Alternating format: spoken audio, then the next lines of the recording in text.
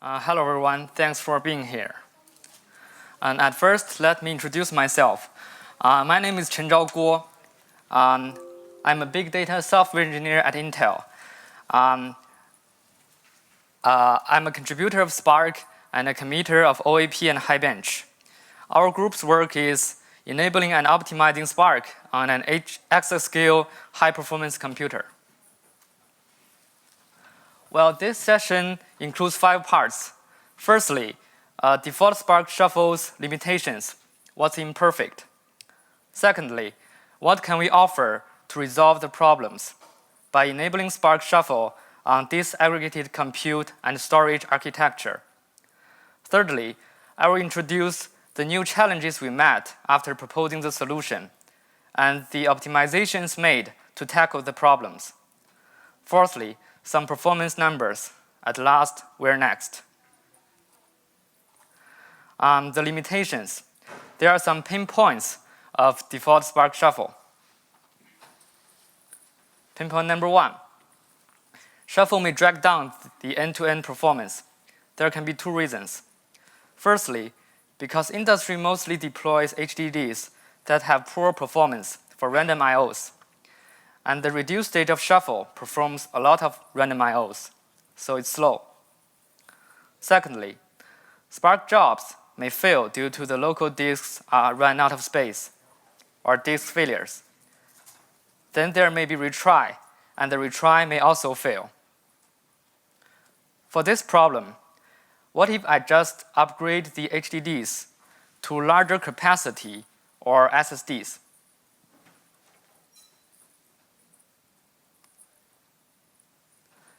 Then we come to the second pain point. Simply upgrading your HDDs to larger capacity or SSDs may bring some new problems.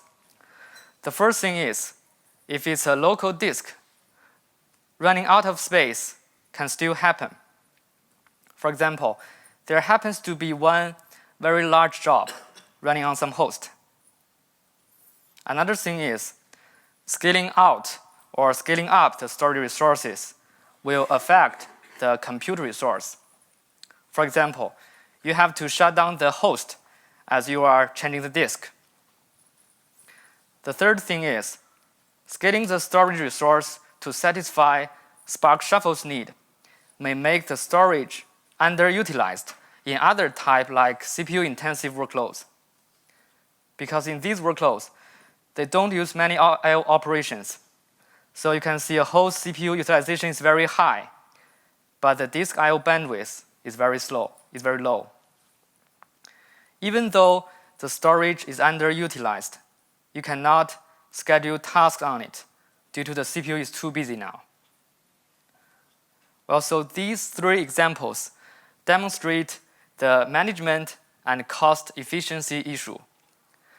If we think about the key of these problems, is actually the shortcoming of collocated compute and architecture.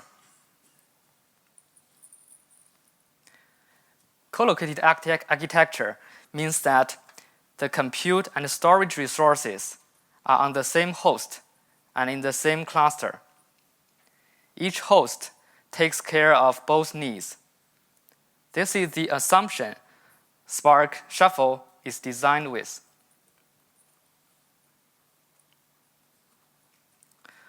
A brief summary. In some ways, the limitations on default Spark Shuffle is due to its design on traditional collocated architecture. As we mentioned in previous slides, there are cluster utilization and scaling issues. Also, when there are bugs in your applications, it may either be problems of storage system or the compute engine. So it makes debugging more complicated. What kind of architecture can solve these problems? Actually, the answer is in the title of this talk.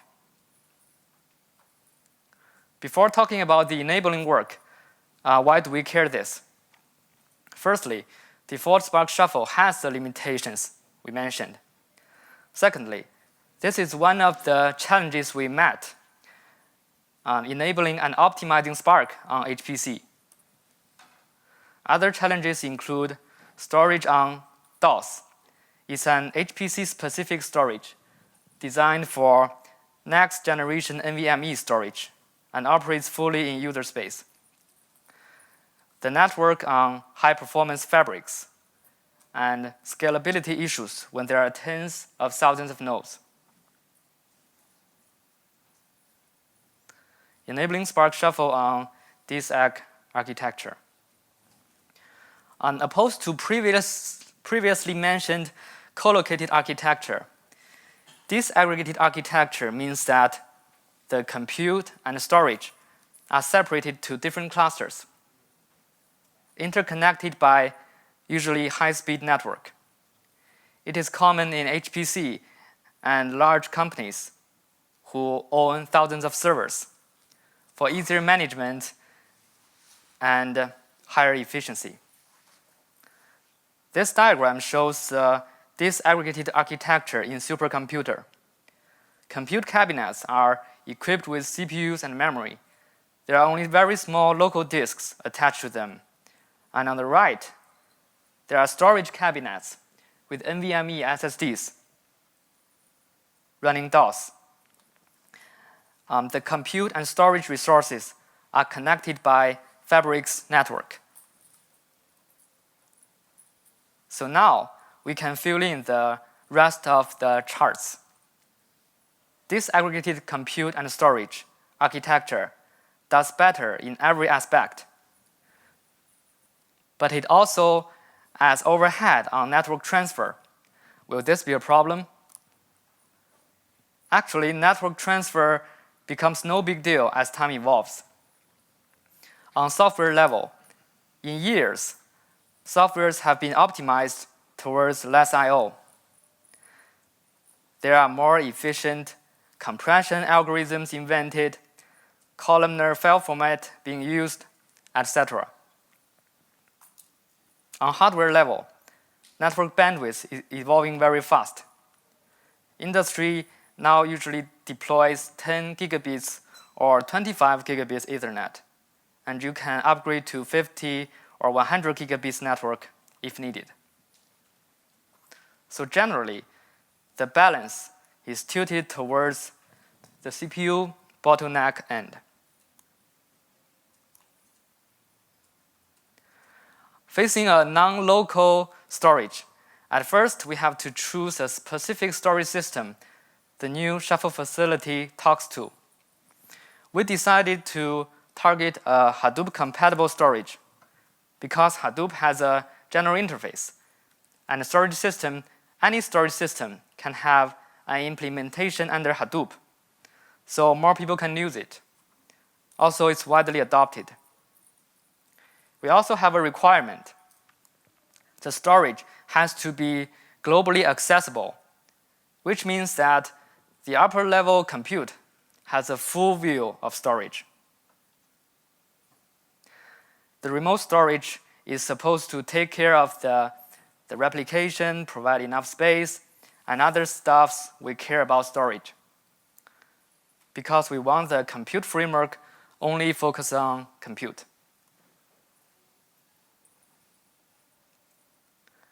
We implemented a remote Shuffle Manager plugin.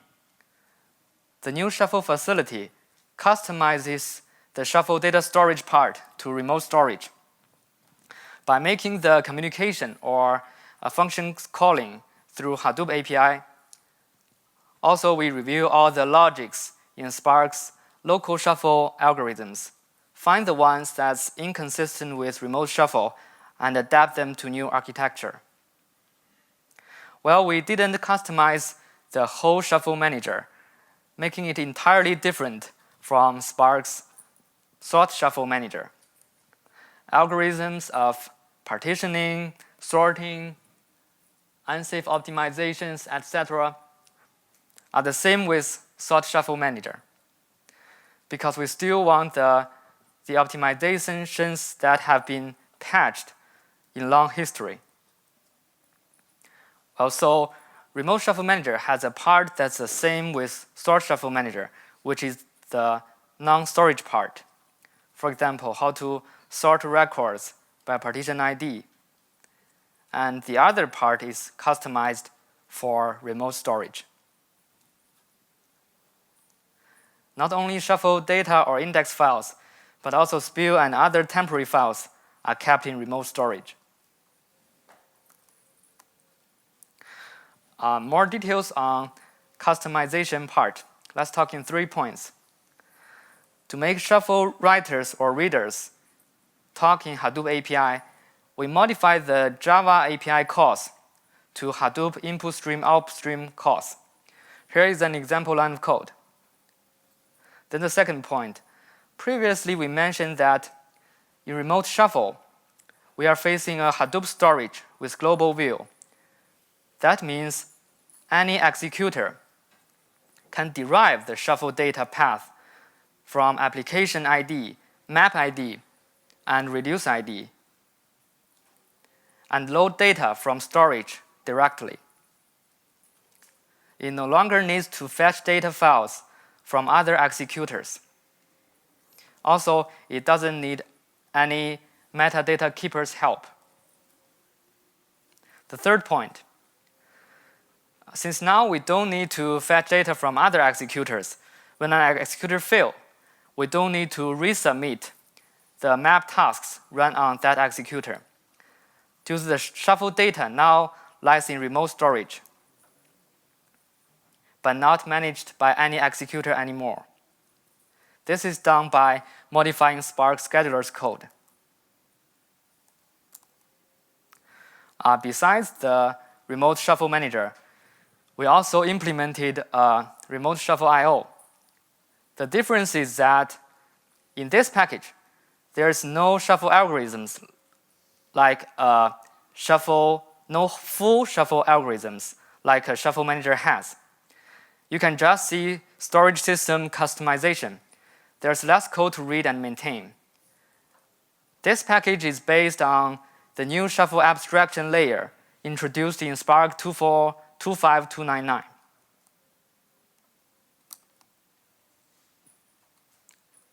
What have we offered until now?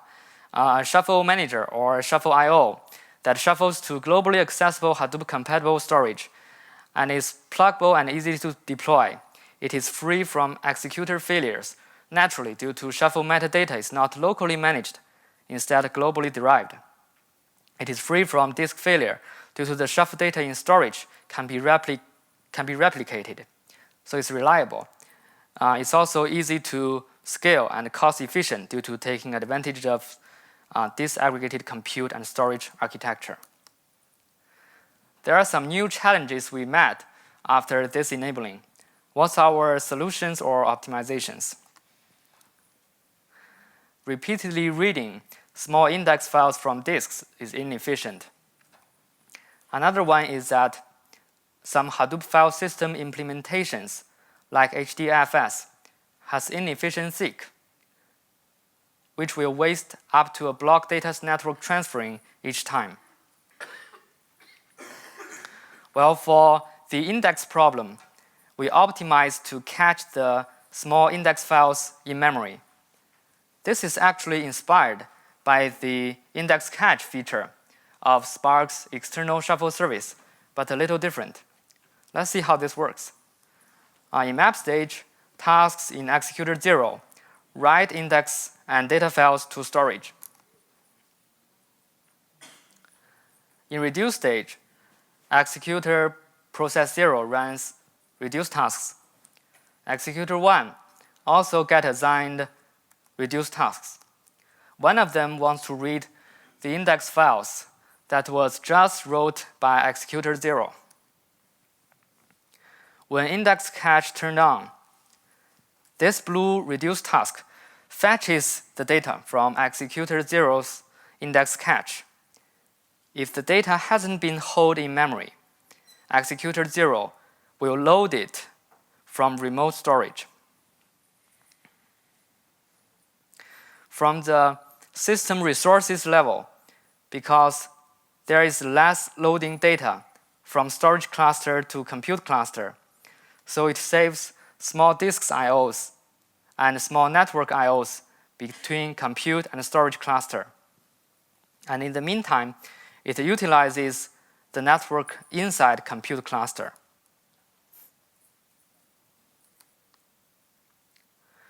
If we fail to fetch index files from cache, it may due to executor 0 has failed or there is a network issue. In this case, we don't resubmit map tasks on executor process 0 because that brings too much overhead. As the data lies in remote storage, we just fall back to read index files from storage, just as index cache feature is never enabled.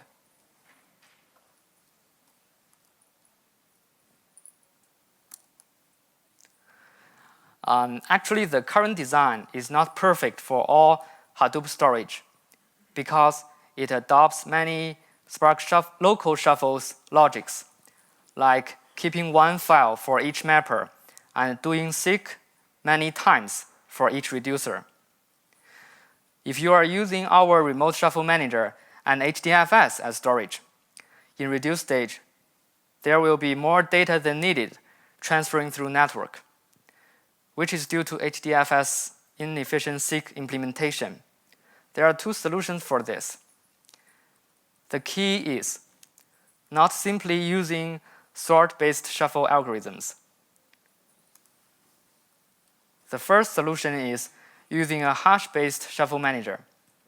This means to store each shuffle block in a separate file instead of consolidating them to sort-based shuffle to one file. This way, you don't need any seek operations. But this also has some new problems. HDFS has to manage many small files. However, it is not designed for latency, so this is still not perfect. The second solution is to add some new logics, some new facilities for blocks merging. Facebook and JD.com have done similar work. You can search their talk at Spark Summit.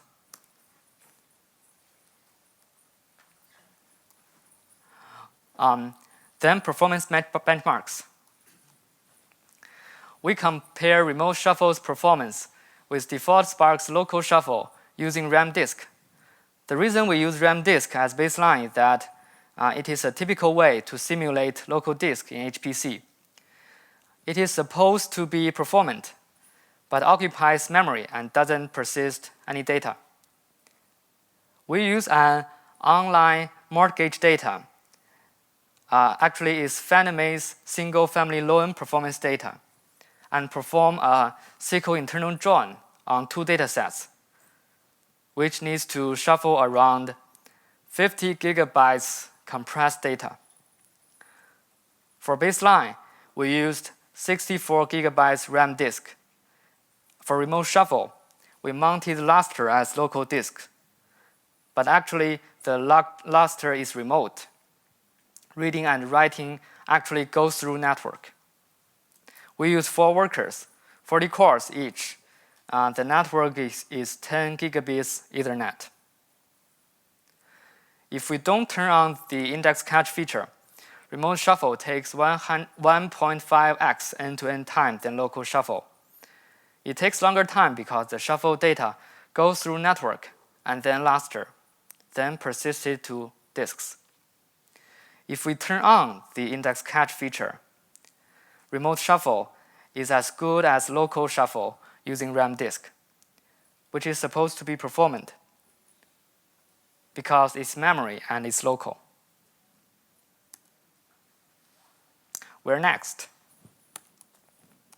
Next, we want to implement a purely hash-based shuffle path that resembles hash-based shuffle in Spark history for optimization. Although it will produce a large number of small files and then random IOs, the storage system we face, DOS, can handle that well. It is designed for latency. Then some thoughts after doing this work. Disaggregated architecture can actually benefit not only for Spark Shuffle, but all data source sync and intermediate storage. So there are plenty of optimization opportunities. The other one is that if the hardware, like network, keeps getting cheaper, we may face a fully disaggregated world. CPU, memory, and disks are all disaggregated and connected through network. This may be the new common years later. Thank you. Any questions?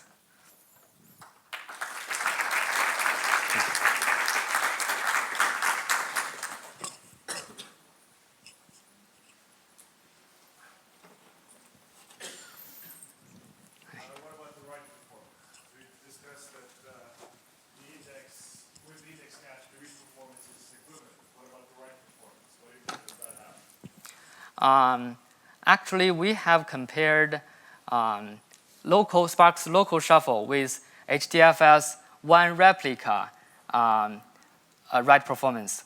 On the map side, you see, if we just do a repartition, then the map side is very, very simple. Yeah, we compared that.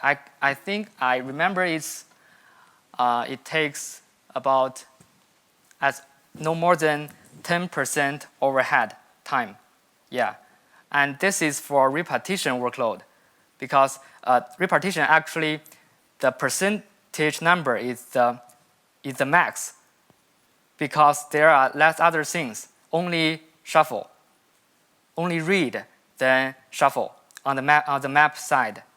So actually, in real world cases workloads, the overhead can be smaller.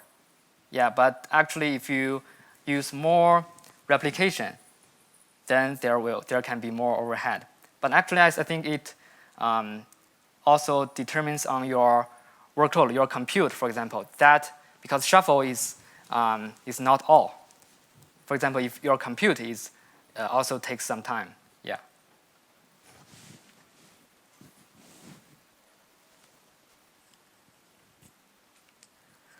Okay, then thank you. Okay, thank you. Thank you, everybody. Have a good lunch.